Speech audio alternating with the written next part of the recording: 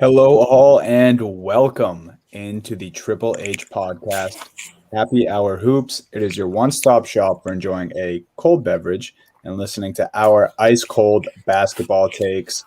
Happy Hour Hoops. We usually say happy hour at happy hour. This is probably the closest we've ever been, about 5:37 p.m. Eastern time. We are there. This is a little nice noise for you guys for you just joining in. Beautiful. That's And the best yeah, noise of the day.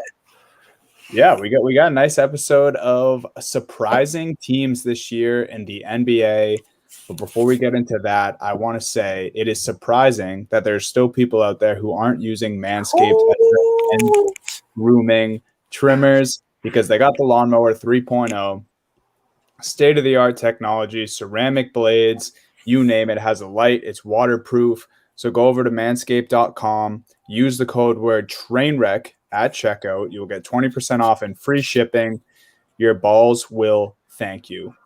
But Jake, let's do it. Let's get into some surprising teams in the NBA this year. I feel like there's quite a few, and maybe that was just because we couldn't, get a read on teams this offseason because of a COVID season last year or a COVID bubble at the end of last year, COVID season this year. So kind of crazy. Yeah, so let's hop into it. We've got 5 good surprises and 5 bad surprises. So you want to start off with the bad? We'll start bad news first or good news first. The typical question. Yeah, I feel like we'll go bad so we can end strong. We'll bad end strong. Okay. Yeah. I like that. All right, so you lead it off here. Let's go with the first bad team that we have started with. Not even bad, just not so good. Not as good. A bad surprise. I tried to put it in the headline here. I was like the not so good surprise. We'll try to be at least somewhat nice here. But yeah, let's go forward with it. The first team. I had to take a big sip before talking about this one, but my Boston Celtics coming in 7th in the East, record of 26-26, dead even, 500.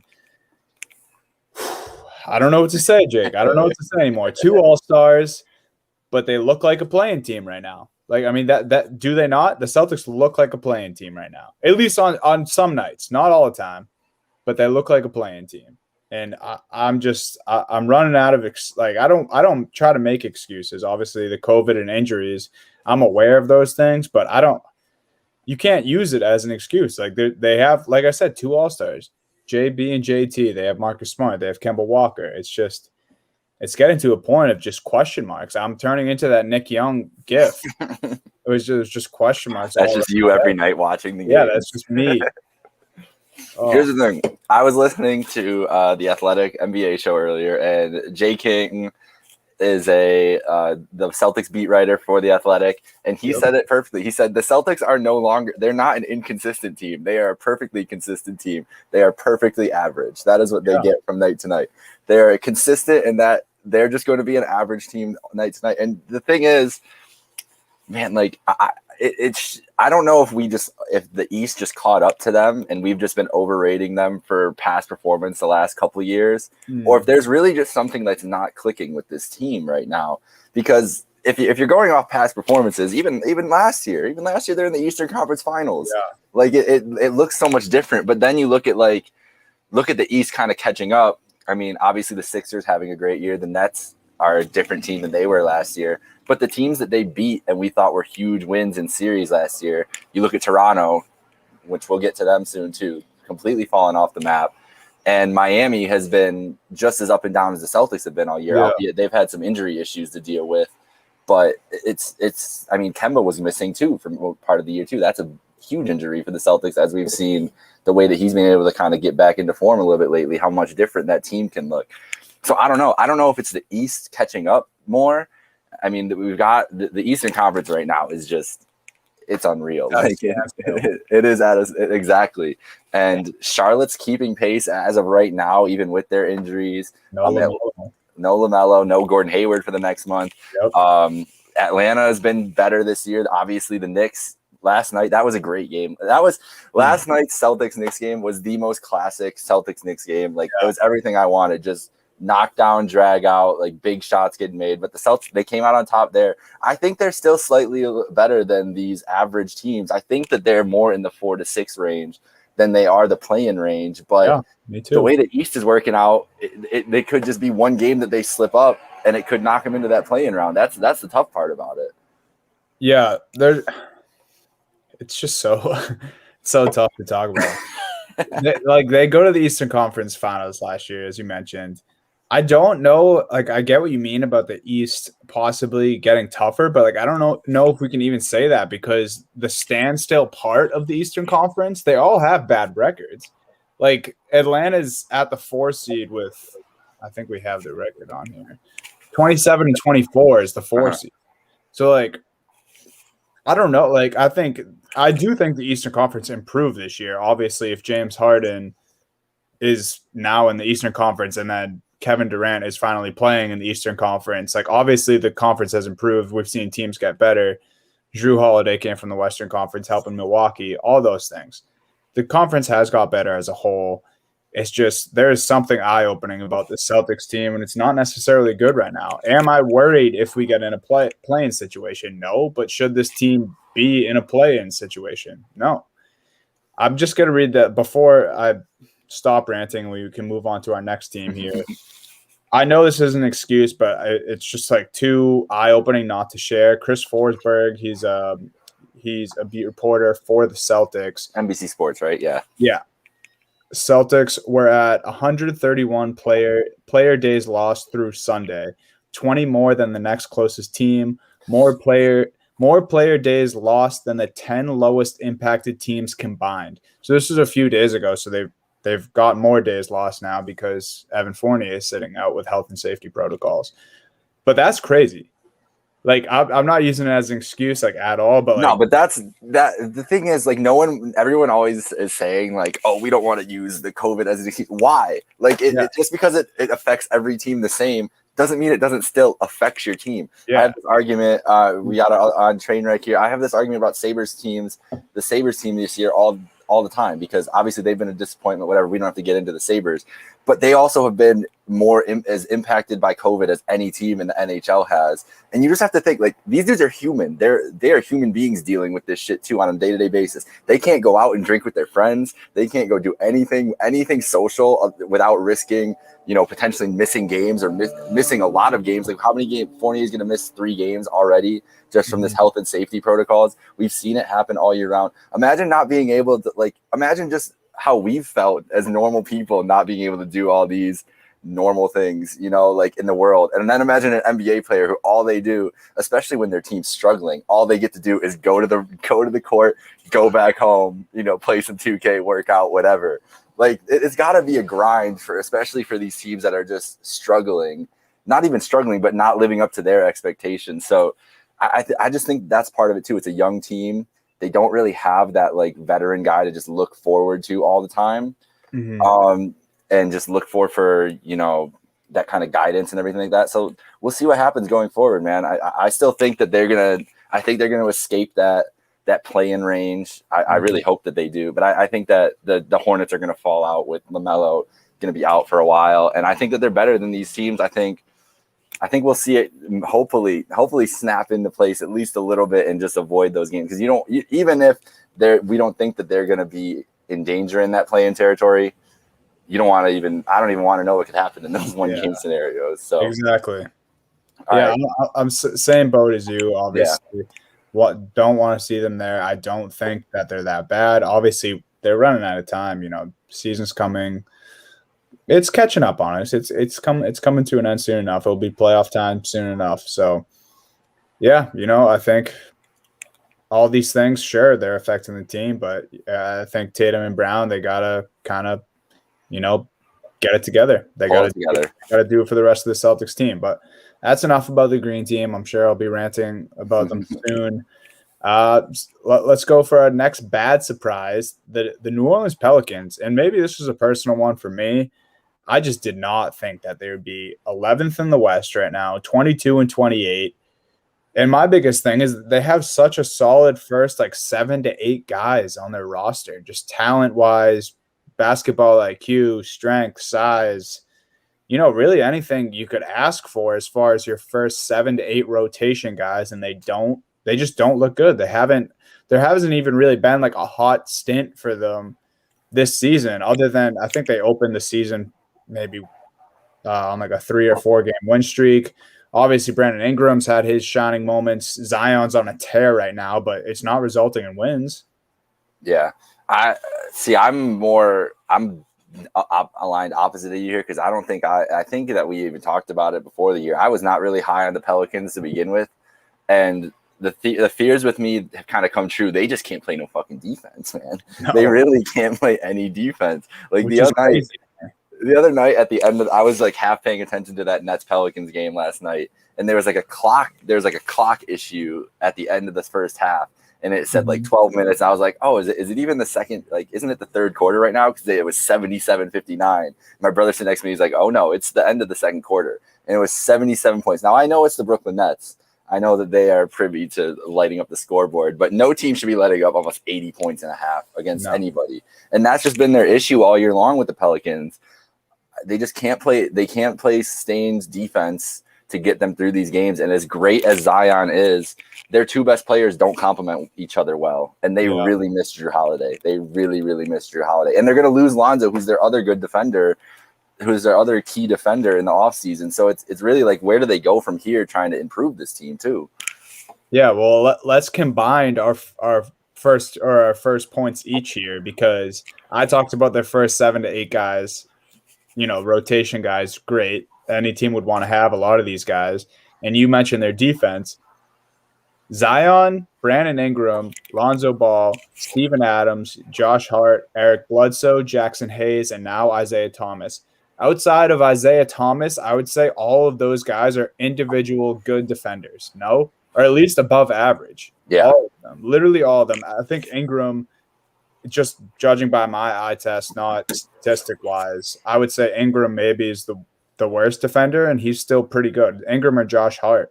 Like, I think Eric Bledsoe is a great on-ball defender for his size. Mm-hmm. Jackson Hayes is a great shot blocker. Steven Adams is a super underrated center and defender. Mm-hmm. You mentioned Zion's a brick wall. Like, it is strange. They've kind of have a little bit of what the Celtics have, a lot of talent, but no true identity is what it looks like right now.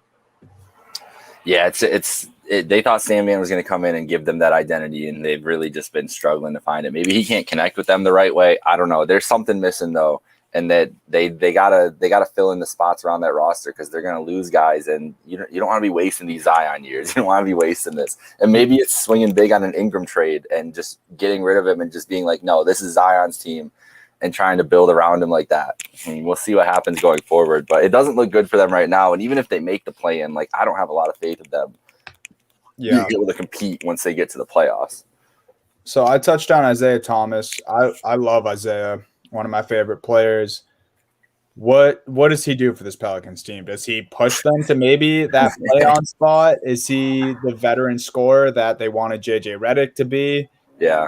I love IT. I hope he thrives in this role. I'm sure he will. I just don't know if the role is going to be big enough for him to make an impact. I don't know if right now if he can make an impact or fix this team, because you mentioned how their problems are mostly defensive. Mm-hmm. IT obviously not known. No, he's not helping out in the defensive end at all. Right. So I don't know. I guess basically the question is, do you think they can make a play-in team, or do you think they can make a play-in game? I don't think they do. I don't see it. I don't see them. I mean, it would just, even if they make it into that position, I just don't see them even being able to compete. The play-in teams right now, Dallas, Memphis, San Antonio, and the Golden State Warriors, who we're about to get to also. All those teams, I think, are just better defensively besides Dallas, but Dallas is good. Dallas has Luka that I'll take that over Zion any day right now in that matchup. So that's just how it is. But I just think that their defensive liabilities on that end, it's just going to be too hard to get through that, to get through the West the rest of the way. And they've got a tough schedule going on the rest of the way too. So it's going to be tough for the Pelicans to pull through. Yeah, I agree. And before we move on to our next surprising team, that is a bad surprise. Everyone's heard of Old Takes Exposed on Happy Hour Hoops. We call it Cold Takes Exposed. At the beginning of the season, I said that the New Orleans Pelicans would have a better record than the Los Angeles Clippers. I could not have been more wrong. Clippers are doing very well this year. The Pelicans, not so much. Bad defense, good players. Stan Van not able to help them out coming in as a new head coach. Sucks to be a Pelicans fans. Let's move on to the Golden State Warriors, shall we? Sorry, Wig. Sorry to roast the Pelicans there. Yeah. Yeah. The Warriors, man, I don't know. Like, I don't know what I was expecting out of them. Like we both had a lot higher hopes for the Warriors this year than they've ended up. They're 24-27 right now. They're in shape for a play-in game, which is good for them. I don't know if they want the play-in game. I think that they've kind of been trying to sneak tank this year, and just playing all these young guys and not really trying to make any moves at the deadline or anything like that. They didn't move Oubre. They didn't do any of these things. But I don't know, man. It's just they're kind of a baffling team to me because I don't know what, even with Clay coming back next year, like is Clay, Steph, and Draymond still enough to get them to be contending in the West again? Like, are the pieces there? Is Wiseman a piece? Like, has Wiseman been disappointing to you? Because I think he's looked good, and obviously big men take a little bit longer to get going, but has he been like a disappointing play? Like, did you expect more from him this year helping out this team to win games? I did expect more from him, but my thing is I think everyone expected a little too much from him coming into this season, draft hype. I mean, he played 3 games in college. 3. Well, yeah. Like, there wasn't a big sample size. I mean, everyone knows his talent's there. He's huge. He has the size. He can shoot. So I did think he was going to, but I blame myself for how much hype I put around him, and I think everyone else should take some of the blame for that too. He also, he's been sidelined a couple times this season, and another team, kind of a trend here with the bad surprises in the NBA. They don't really have a true identity. I mean, we know who the Warriors are. We know who the Splash Brothers are, but they don't have that right now. And that's just the reality of it. I think next year, though, to answer your question, I think this could be a fun roster. I think they can win games. I think they're looking more like the 4 to 7 range if you have a starting lineup that looks like Steph, Clay, Wiggins, Oubre, and then maybe Draymond or Wiseman at the 5. That small ball with Draymond at the 5, like that could be deadly, especially if it's, I feel like guys like Wiggins and Oubre are too. I like them as wings, especially if you have Steph and Clay, where they don't need to be shooting as much threes because they're not consistent 3-point shooters. No, not at all. But they're long and athletic. They rebound. They run the floor. They can both get to the rim at will. Like, those are good guys to have with players like Steph and Clay. And then, I don't know. I mean, do we know how much Draymond has? Sometimes he puts up like 5 points and shoots 1 for 8, and that's like his only statistic. And then other games, he has like 14 assists and 12 rebounds. Yeah. I think the value he brings, he kind of just fills in like anything that they need on a night-to-night basis. Besides scoring, obviously, he ain't doing that shit. But, he's able to fill in those spots and perform in that role really well. I think that's what you're getting from Draymond now. Like, I've never expected him to be a scorer. I don't know why people always get on him for his scoring, because it's like, when did you ever expect, like, he's like a 6'6" power forward. Like, he's not going to be an elite scorer in the league unless he was just a deadly 3-point shooter or had some crazy handle, which he doesn't have. He made his way in the league doing what he's doing right now. It was never going to be a scorer. So obviously when he got older, his scoring ability was going to go down. He's never been able to shoot because he's not going to get a lot of open shot. I mean, now he gets open shot opportunities, but he can't create his own shot if he's playing against a dude that's, 5 inches taller than him, which he does most nights. So I think people just don't understand the value that Draymond kind of brings in those situations. But yeah, the Warriors, I don't know, it's just been a weird team this year. Still wouldn't be surprised if they win both play-in games or whatever and end up in the playoffs. And that would be a fun way to go about the playoffs for sure. So we'll see what happens with them going forward. Let's move back to the Eastern Conference here. The Washington Wizards. Whew, man, I don't even know where to start with this team because honestly, we got a lot of noise coming out right here. Honestly, like, with the guys that are around Russ and Beal, we really shouldn't have expected anything else. I mean, just look at that roster. Like, it is One of the worst. It is one of the worst. If those two were not on the team, would easily be just as bad as like the Detroit Pistons right now. I literally hate when people do this, football and basketball for college to pro sports. Baylor, if Westbrook and Beal weren't on the Wizards, Baylor could beat them.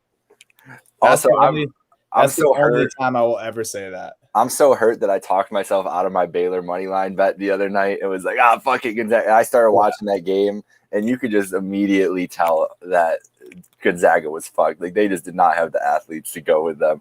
We trusted Drew Timme just a little too much. Just a little too much.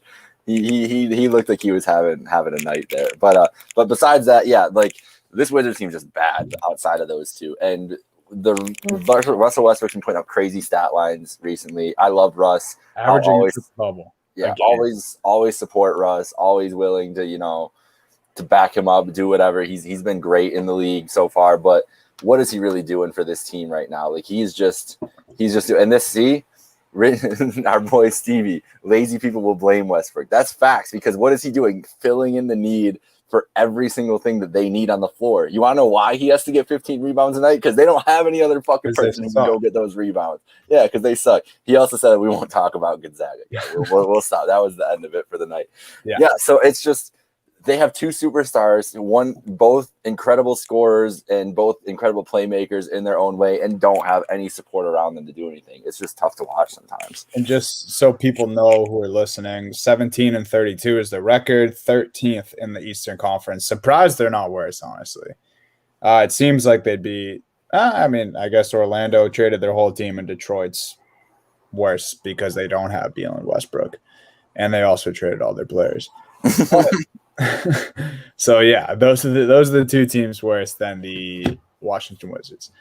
But I don't know. I guess since they're so bad, we don't really have. I mean, they're obviously not going to be a playing team. Brad Beal is, I think, still leading the league in scoring. Westbrook's averaging a triple-double. Absolutely no depth. We've gone over that. What do these guys? Well, one, I guess I should ask: do you think these two will be with each other next year in Washington? Yes. You think they're both there? I think so, because I think Russ really enjoys playing with Beal. And Beal said, I mean, obviously we saw Kyrie said that he would stay in Boston. We know, obviously, players don't always mean what they say, but I think Brad Beal is a little more loyal than Kyrie.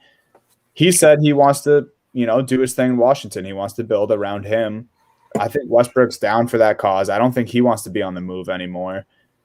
What do they need most if these guys are staying in Washington?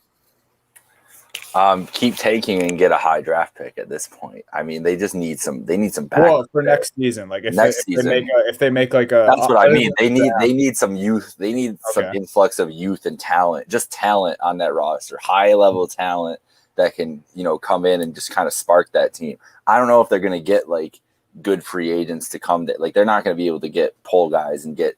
There's not even that many big free agents to go out and get this year. So that's kind of the issue.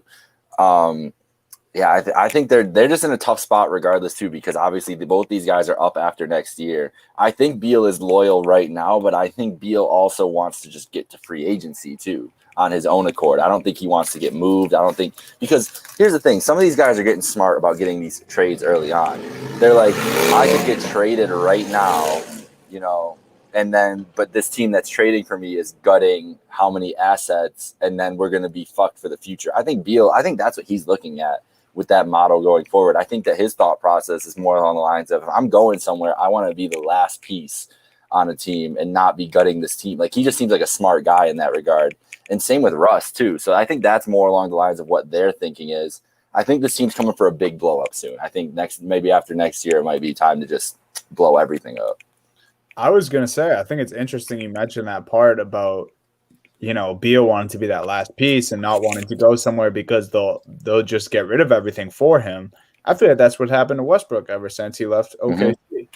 Mm-hmm. Houston, now Washington, same thing, dude. Like, it sucks, man. It sucks more for Beal, I think, just because how much of a bucket he is, and he's kind of had to put up with this longer than Westbrook has. I mean, him and Wall had those, teams where they looked like a team that belonged in the Eastern Conference Finals, or at least to make a playoff push every year in the East. But I mean, Westbrook had that run with KD and Harden and OKC. Like he's at least had some of the glory. Like Beal really hasn't had much at all. And now these two guys are together. The league's best scorer, one of the best overall players in the league, and Westbrook. And it is weird that, you say it would be hard to get someone in free agency to go there. It's crazy that we're at this point that you have two players like that, but it's still hard to get people to go. Yeah. Yeah. My galaxy brain for the Washington Wizards, I'm not even sure they could make this happen because they don't have any assets, but I want to see Karl Anthony Towns with Beal and Westbrook and Washington. That's just where I go when I think, as far as like I asked you what you think they need, like, yeah, they definitely need to draft well this year. Like you hit the nail on the head with that. But like if I could just like put someone who's been rumored in trades and maybe getting out of Minnesota, I think that would be just fantastic for this Wizards team if they could somehow pull that off. Again, I think it's Galaxy brain for a reason. It's probably Yeah, but that's the type of guy they need. Like they could have used Christian Wood in a heartbeat on this roster, like instead of Houston and toiling away there too. One of those types of guys. They need a big that can kind of go create and make some plays for them. Clint Capella would be great there too. Mm-hmm. Like one of those kind of guys. I think they wanted Rui to be that. I think they wanted Thomas Bryant to be that. I don't think those guys have that kind of high level talent. So we'll see what happens going forward with the Wizards. But I thought they were going to be able to contend for that play-in spot. Doesn't look like they are this year.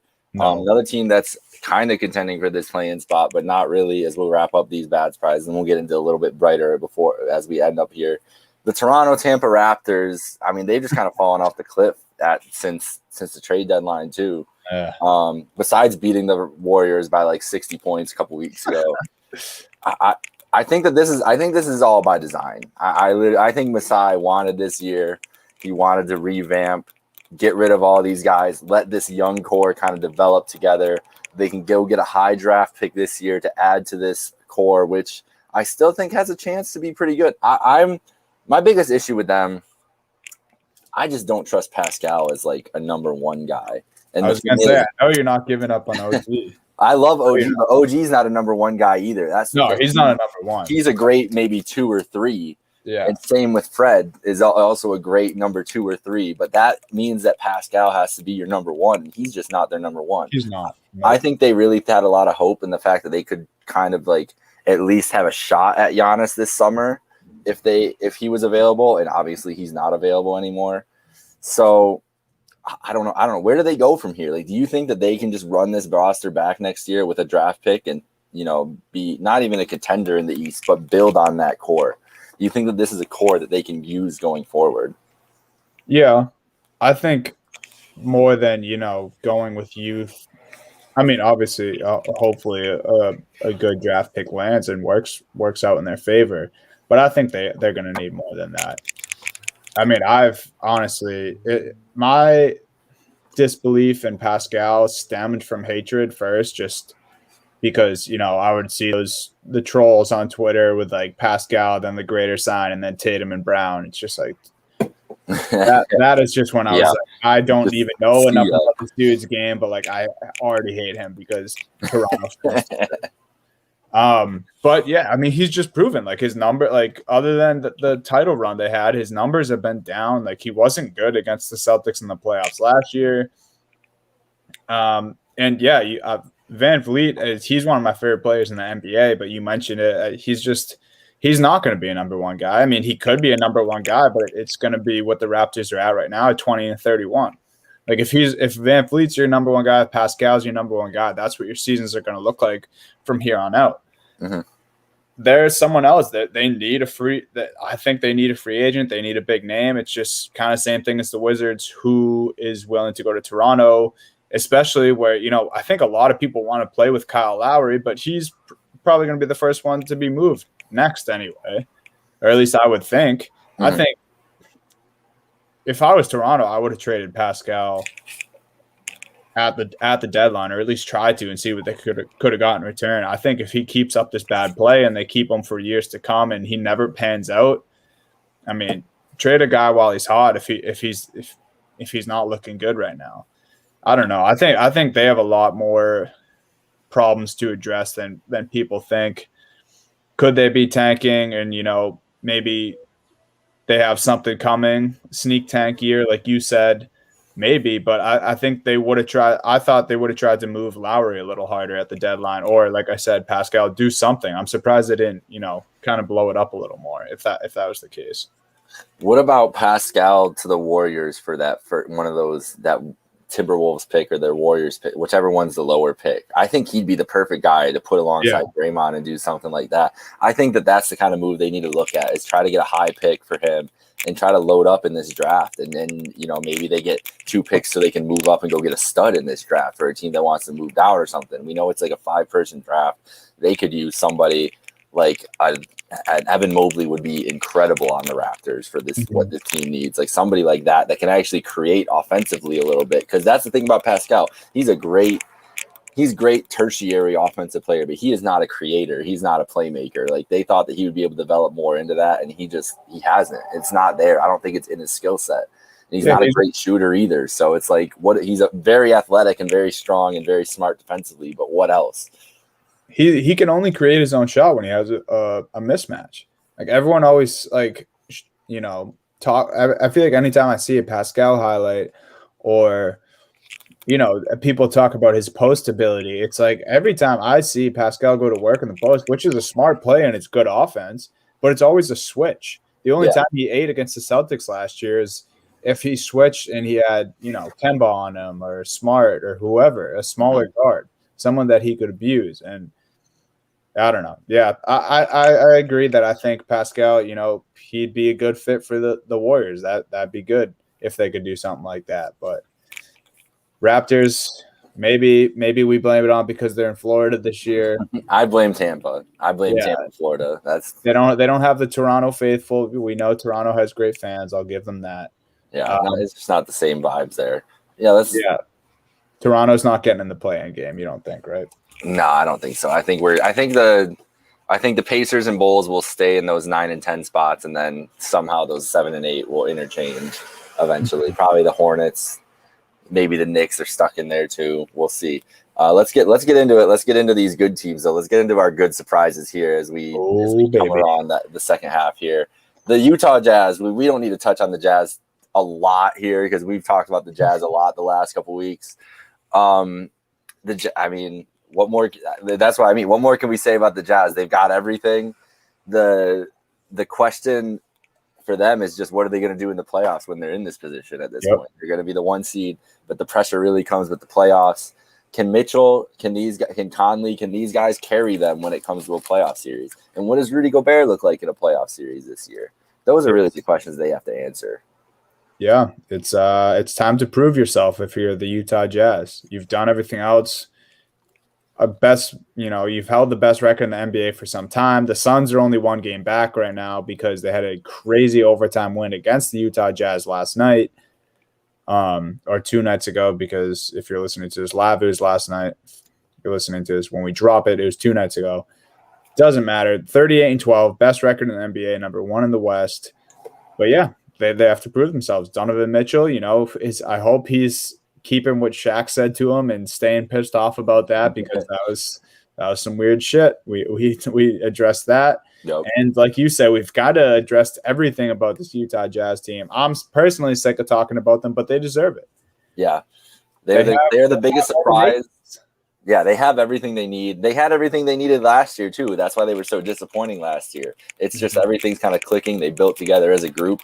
But it's just a wait and see at this point. We know that they're a great regular season team. We know that they can match up well with anybody. Can they do it in a 7-game series? That's what we'll see going forward.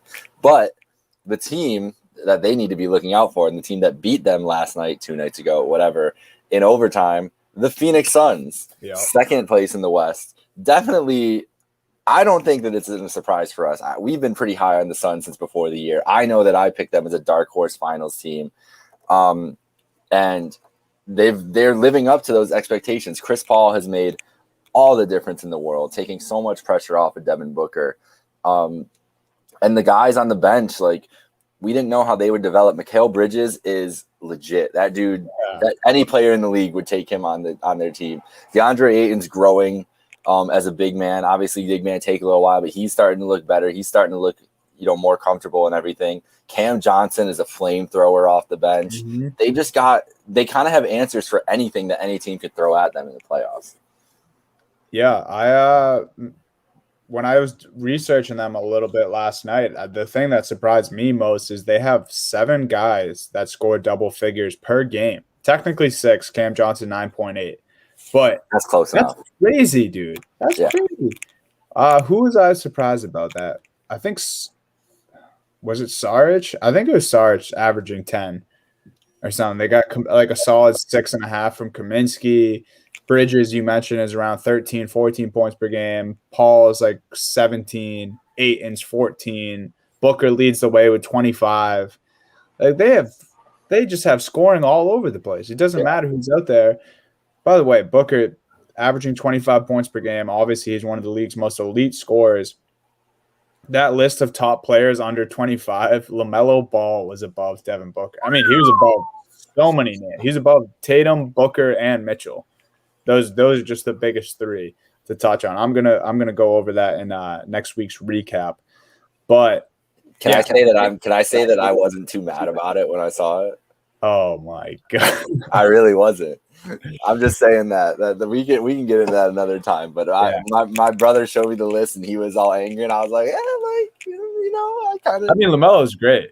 LaMelo's great. I think that's what we should do next week. We should come with our own top 10, 5 under 25, and let's see how it looks. Because I think I'm a lot higher. I was not high on LaMelo, but I'm a lot higher on LaMelo now than I think I ever thought I was going to be. I wasn't mad. I understand the argument. I get it. I do, but it's only been 41 games. But he's been pretty electric. I'll give you that.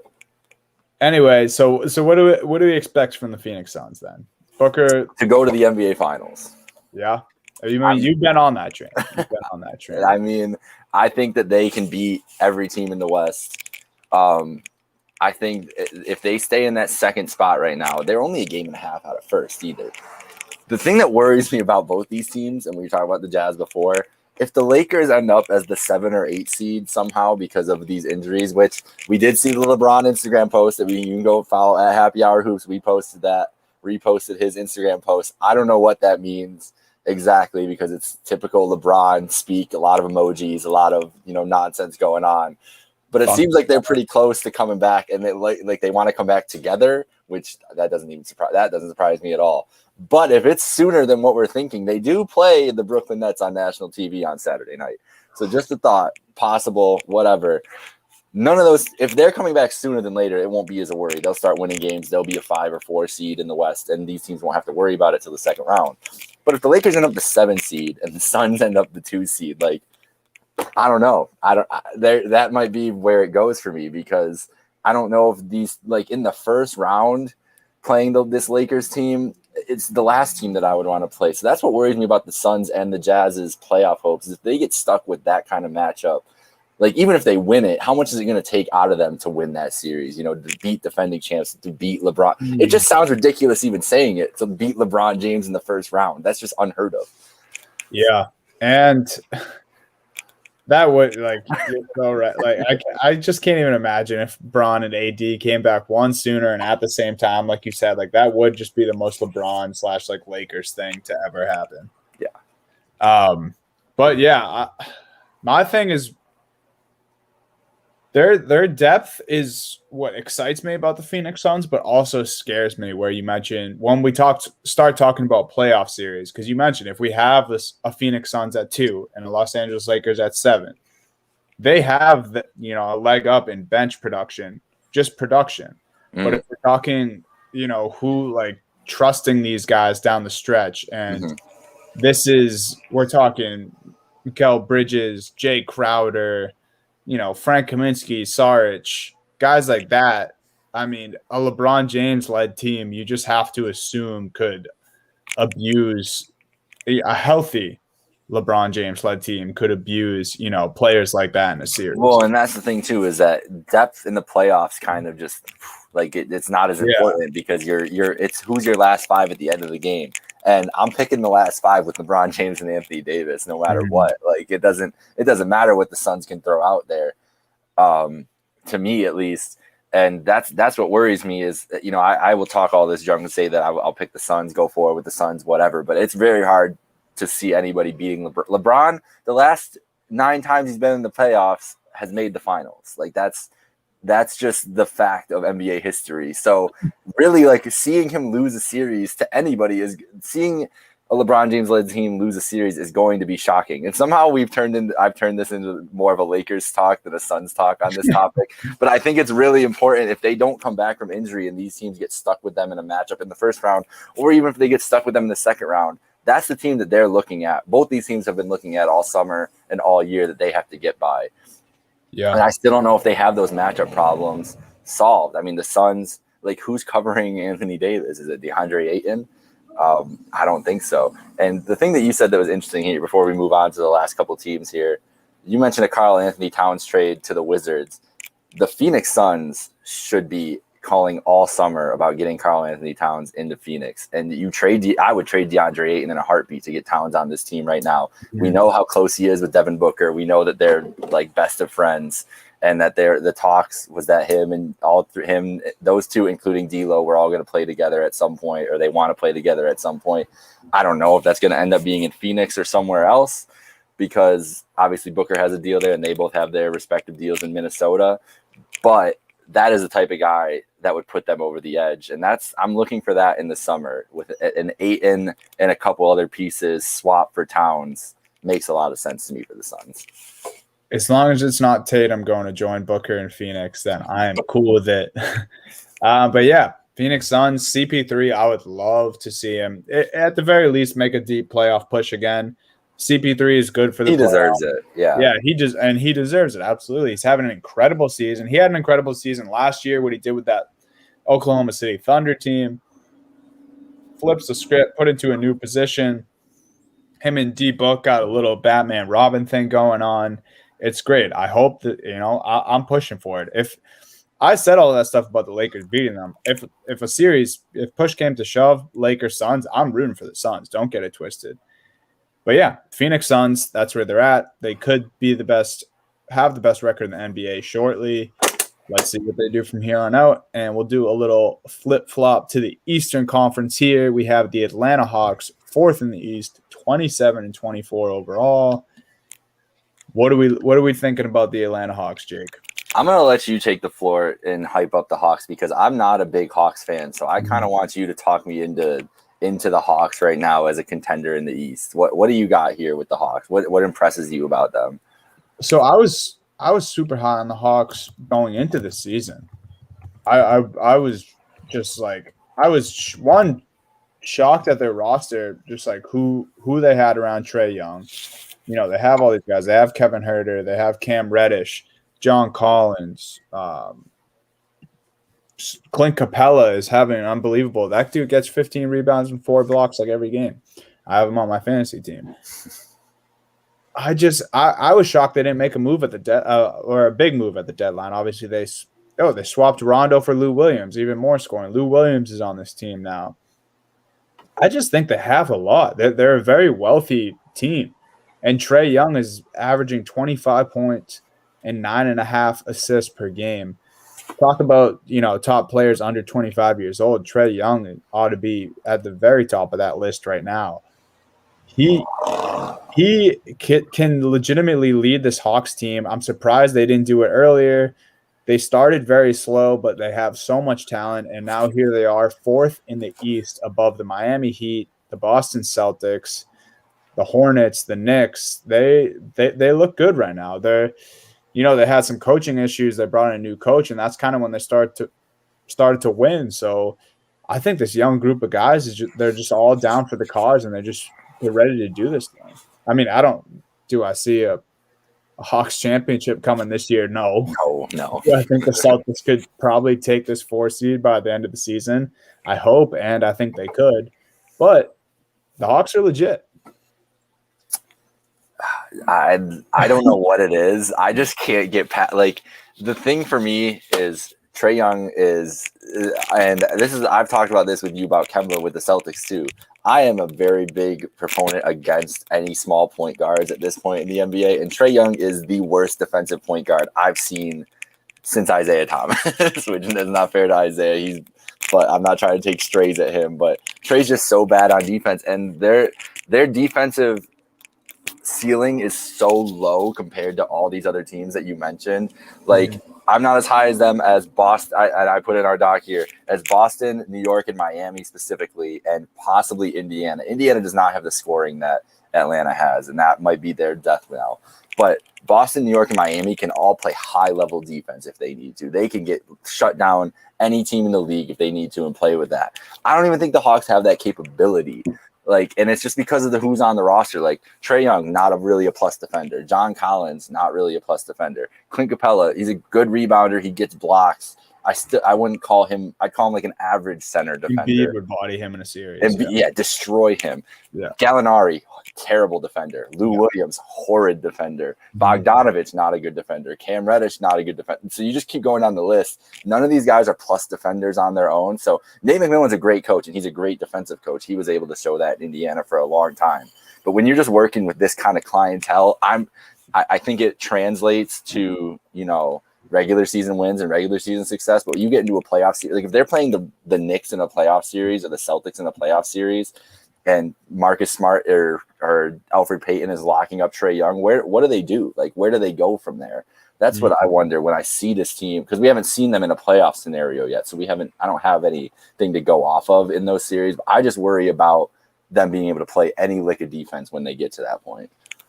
Yeah, well, their answer against the Celtics was Gallinari just hit 17 threes. Exactly.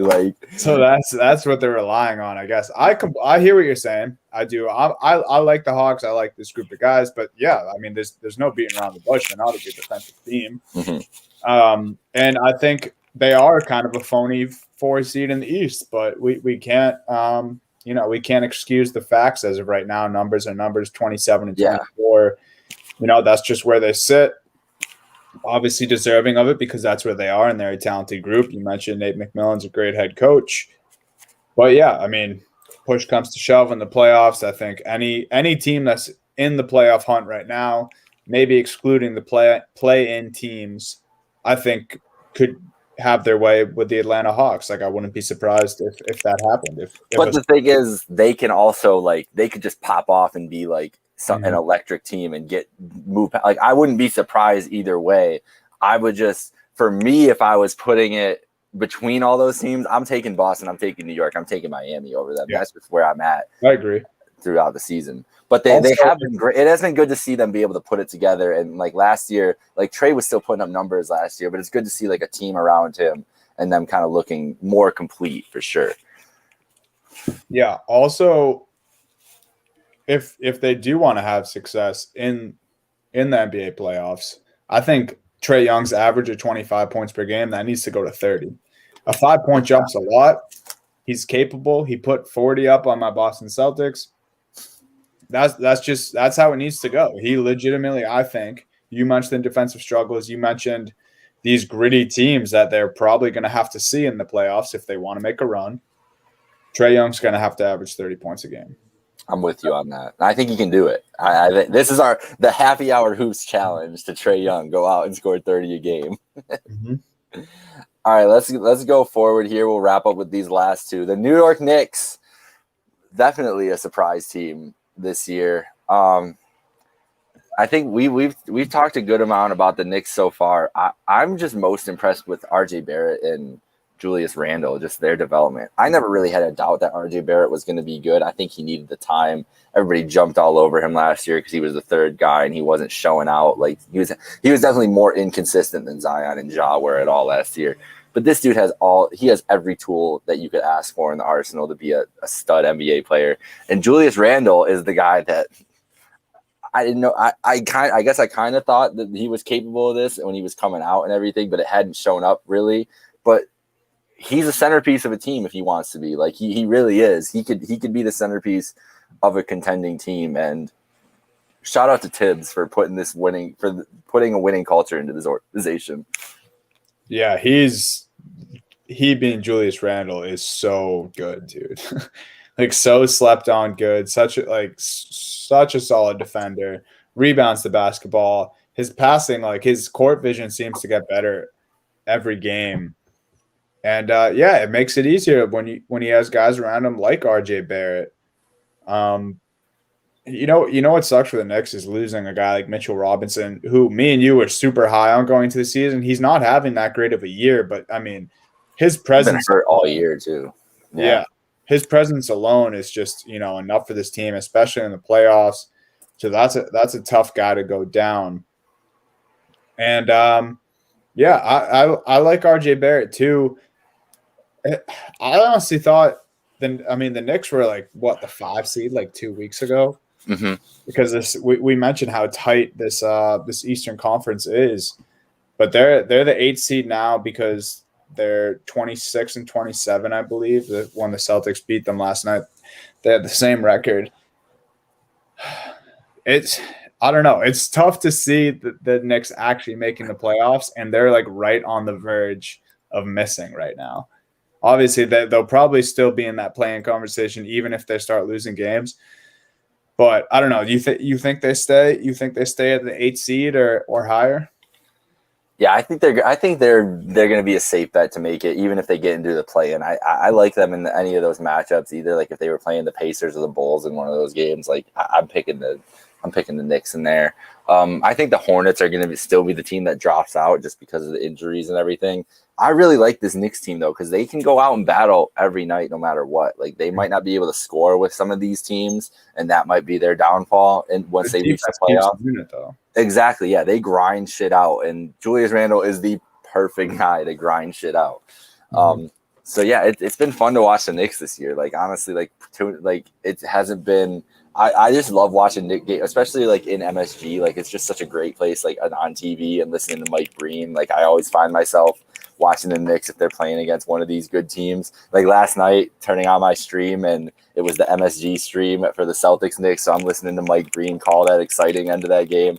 So it was awesome, and it's more basketball is better when the Knicks are relevant. I don't need the Knicks to be like some superstar team, but it's better when they're relevant, and it's been fun this year having them, kind of hang around here. They do have such an interesting team. Like I was watching the Celtics Knicks game last night. The fact that the Celtics were going up against Tibbs, Taj Gibson, and Derrick Rose. I know, right? A part of the New York Knicks, like so weird. I literally didn't even know Taj Gibson was still in the league until last night, and he was getting like notable minutes. I mean, Tatum dunked all over him, but he was getting notable minutes. I'm like, this is so like I was like they were literally running Taj Gibson and Derrick Rose pick and rolls. I'm like, this is so weird. Yeah, back to 10 years ago. We're going back to 2011 here. Yeah. But this is a team that's at least on the same page. I mean, we talked about some of the teams who have almost identical records to them in the Eastern Conference that were bad surprises, but this team, similar record, good surprise this year. They have an identity. We talked about those other teams lacked an identity. They're a defensive team, and they're all just doing their part. If it means RJ Barrett, getting closer to 30 points and Randall only has 17 to 20, obviously Randall's down for that. He doesn't have to be a guy who's scoring and hitting all these threes like he's shown he can do. And before the season, I didn't even know Randall was a shooter. And now he's knocking down, shots when he pleases. RJ, he has tough games. That's when Peyton and D Rose have good games. Like they have an identity. Sucks they lost Mitchell Robinson. I wouldn't be surprised if they're a quick bounce in a playing game or even miss, because it is the Knicks and we have to go off recent history here. But I'm kind of pulling for them. I want them to jump above the Celtics? Hell no. Do I think they could beat the Celtics? Hell no. But I do like this Knicks team, and they're legit. I mean, we have them in a good surprise for a reason. They have an identity, and they're doing well. Give me a Knicks Celtics series all day. Like I'm so excited for the possibility of that. All right, we will wrap it up here with my biggest surprise of I guess this was a good surprise for me, not because of the team, the Philadelphia 76ers. I thought they had capability of being this good. I'm just surprised at the consistency of Ben Simmons and Joel Embiid. I think this is finally the year that they have both put together their masterpieces. Ben Simmons up for Defensive Player of the Year for sure. One of the him and Gobert is going to be going back and forth the whole way. He's been incredible defensively. He is probably the biggest defensive weapon in the league, and they have another guy that's incredible on defense in Matisse Thybulle that they can throw at people too, which is one of the reasons I've loved the ceiling of this team. Joel Embiid having a career year. It's a career high in points and career high in field goal percentage so far. I mean, dude's just been in shape and just been killing it when he's been healthy. I honestly think if he would have been healthy that he didn't miss the last couple weeks, he'd be the MVP favorite over Jokic and Lillard right now, just because he's been playing that well and been so dominant. I felt so bad for Luke Cornett the other night when he got brought into that game because Tristan Thompson was still out, and I'm just like, Robert Williams in foul trouble, and I was just like, oh no, like he is just gonna Embiid is just licking his chops immediately. You knew immediately, and they were just ISOing him, doing everything they could to get him in that matchup. But the biggest surprise for me is Tobias Harris. Harris nearing his career high in points per game. He's shooting the best field goal percentage in his career and one of the best 3-point percentages of his career. This is his best year he's had since he was with the Clippers before he got traded over to the Sixers. And when he was having his career year with the Clippers was with Coach Doc Rivers. So Doc must be able to get something out of Tobias that is good. But with those three rolling like they are right now, if they can keep it together in the playoffs and keep it rolling, we could be getting the Suns Sixers finals, man. Like, I don't know. Like, that's where I'm leaning towards right now. Yeah. I mean, I'll save my bashing of the Sixers for the playoffs. And I've been being way too nice to Ben Simmons lately, but I'm going to kind of go in the order that you talked about things here, at least try to. You started talking about Ben Simmons. Embiid's Embiid. I don't have to go over that. Just a beast. He's just a fucking beast. He shows me every time he plays Boston. Like, what he did to our backup bigs was disgusting the other night. But anyway, Ben Simmons, I keep seeing the hate on – I have my own hatred for Ben Simmons. I think he's talked about as being too good too often for someone who can't shoot. That's my biggest beef with Ben Simmons. But I never discredit his ability to play in transition, his ability to get to the rim, his ability to post up other players and score on smaller guards. Ben Simmons is great at all of that. My beef with NBA Twitter right now is everyone's like, oh, Simmons' career lows and this, and this. It's like, dude, because they're the number one seed in the Eastern Conference, and they brought in scoring. They brought in bench scoring. Tobias is, like you said, nearing his career high in points. Embiid's having an MVP season. Obviously, his points are going to be down. Obviously, his assists are going to be down. Or that's not obvious, but like they're getting more bench production. That will happen. And who cares if his field goal percentage is a little low? He's on the best team in the Eastern or probably second best team in the Eastern Conference. Let's be real here. Yeah, the Brooklyn Nets. They're second in the East. But you know what I mean? Like, I don't like the hate that Simmons is receiving this year. Like, I feel like once finally the Sixers are like relevant and like actually good, and then Simmons starts getting all this shit. He always gets shit. The dude's been unfairly criticized, maybe fairly. I mean, if you want to talk about the jump shot and everything, whatever. Like, I understand. You know who doesn't shoot big shot or jump shots? Usually bigs don't. This is a very new thing. And we've always considered Ben Simmons as a point guard because he's run the offense and they've shown him as that. He's 6'10". He's a big. He's their power forward. That's what he is. That's the position he plays. That is the position he covers. He does not need a jump shot to be effective. He's been and that's clear. Like, he doesn't need that jump shot to be effective. Everybody's wanted him to add that point to his game because I really don't like. I don't know why it's been such a stress point for him in general because he's been playing the guard position, whatever. But everybody has that thought in their head with him, and it just like clouds everything that's amazing that he does on the court too. Yeah. I don't know. Yeah, I flip-flop on it a lot. A lot of my hate towards Ben Simmons obviously comes because I'm a Celtics fan. I don't like that he can't shoot, but I mean, I get it. I mean, he does so many other things so well. So that's why I've been leaning off lately because honestly, I started to watch his defense more closely, ever since you talked about it. And he's up there for Defensive Player of the Year right now. No one would be surprised if Simmons takes this home. Another thing I said nice about the Sixers at the beginning of the season, I don't know if you remember, I said, like, I saw from the beginning, like, they are going to be significantly better. Brett Brown was a bad coach. Like, say what you will. People were he was. Embiid Simmons isn't working. Embiid Simmons isn't working. Time to blow this up. Like, I probably thought that from time to time, but if you look at the fact of the matter, Brett Brown was a bad coach, dude. Like, he had a lot of these same guys. Doc came in. I knew Doc is a coach that simplifies situations. He's a hard-nosed basketball coach. He simplifies offense, but also can coach really good defense. Like, and you mentioned Tobias's numbers shoot way up. He had him as a coach before. He's the perfect guy to coach a guy like Embiid. You know, forget all the rest of the bullshit, is what Doc said when he comes in. He's like, and let's win with this group. They added shooters. Their offense just makes sense. They don't try to run the same offense when Embiid and Simmons are off the court. Their bench plays a completely different style, and it works. Yeah. Well, that's the thing I like about this team this year, too, is they have the shooters and they have the supplementary offense that they need in case these guys go cold. Like Seth Curry, Danny Green, like these dudes can go off and get hot and you know, kind of create on their own. Shake Milton, too. Like Shake Milton off the bench is dangerous and not being in that kind of starting role. So I think that their ceiling is the highest of all these, besides maybe Brooklyn. I think their ceiling is the highest in the NBA just because if they have it all together, like it's going to be hard to beat them going forward. But that'll do it. That's all the teams we got tonight.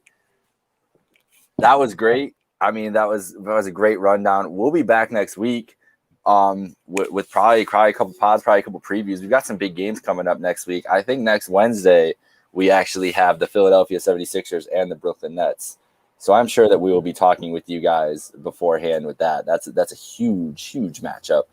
And like Jake mentioned, maybe we'll do a little, at least for a partial episode, we'll break down the top players under 25. Maybe do. I think that's part of our own. I think we're gonna have. I think we both have an interesting list. I think we're gonna vary on degrees, and you're probably, you know what, me and you are both very high on our boy Jason Tatum. Mm-hmm. So he might be a little higher on that list than ESPN had him. But I'm not as opposed to the LaMelo Ball argument. I'm ready to have it, honestly. So we'll see what happens. Right. All right. So don't forget to subscribe to this podcast on all platforms. Happy Hour Hoops. Follow us at Happy Hour Hoops 1 on all social media platforms. Follow Trainwreck Sports at Trainwreck Sports on all platforms. It's without an O on Twitter. We don't know why. We got to figure that out. We got to get these boys their Twitter name back. Like, I don't know who's owning that O right now, but I'm gonna make it my goal to get the O. We're gonna keep rolling at you. The Buffalo bracket's out. Keep voting in that. You know, that's been a great thing for them. Pop a shot on Saturday. The big Final Four. Some controversy today. Degenerate Al getting into the Final Four without an Elite Eight matchup. I don't know. I'm not saying I know anything, but it seems kind of fishy to me. We'll see how they end up with that ruling on Saturday. We'll go from there. But yeah, so just follow us along. We're gonna keep it rolling here.